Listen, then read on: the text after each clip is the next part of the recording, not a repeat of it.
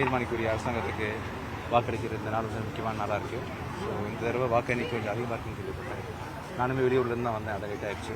சந்தோஷமாக இருக்குது. இதுவரை இல்லாத தேர்தல் அந்த தேர்தல் பார்க்கப்படுது. எப்படி பர்சன்டேஜ் ரொம்ப இன்க்ரீஸ் ஆயிடுச்சு. 70% அப்படி இல்லை, நாளைக்கு தானே முடிவு வரும்.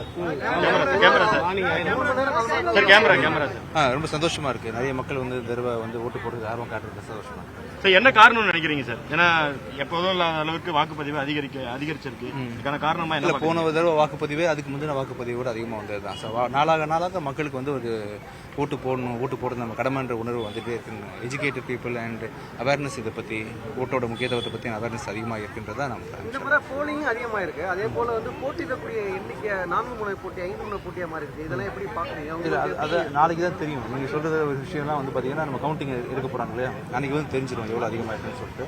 ஆனால் அப்படி அதிகமாக இருக்கிறது தான் நல்லது. இது மாதிரி எல்லாரும் வந்து ஓட்டு போடணும்னு ஆசைப்படுறேன். ஆக்சுவலாக அரசியல் என்பது ஒரு சினிமா மாதிரி ரீடேக் எடுக்க முடியாத ஒரு துறை. 5 வருஷத்துக்கு ஒரு 5 வருஷத்துக்கு ஒரு அரசியல் ரீடேக் இருக்கும். ஸோ ரெண்டுமே டஃப் தான். எல்லா துறையுமே டஃப்பானது. இந்த தேர்தலில் ரீடேக் வருமா சார்? இது வராதுங்க சார். வராங்க சார். யாராவது ஒருத்தங்க வந்து தான் ஆகணும். நீங்கள் யாரும் என் வாயிலிருந்து ஏதாவது வாழ்த்துக்கள் தம்பி. இளைஞர்களுக்கு என்ன சொல்ல விரும்புறீங்க? யங்ஸ்டர்ஸ், புது தலைமுறை, முதல் தலைமுறை ஓட்டு.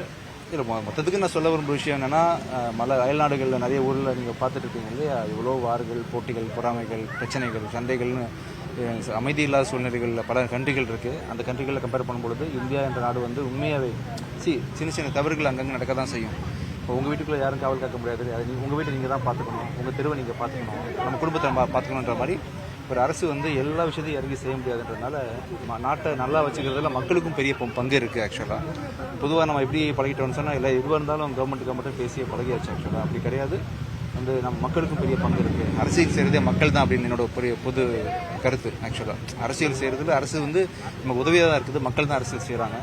ஸோ அயல்நாடுகளில் நிறைய ஊருக்கு நான் போயிட்டு வராங்க இல்லையா, கம்பேர் பண்ணும்பொழுது இந்தியாவோட அரசு அண்ட் இந்தியன் ஸ்டேட் கவர்னன்ஸ் எல்லாமே சோஃபார் வந்து கம்பேரிட்டிவ்லி ஒரு நல்ல அரசாக தான் இருக்குது.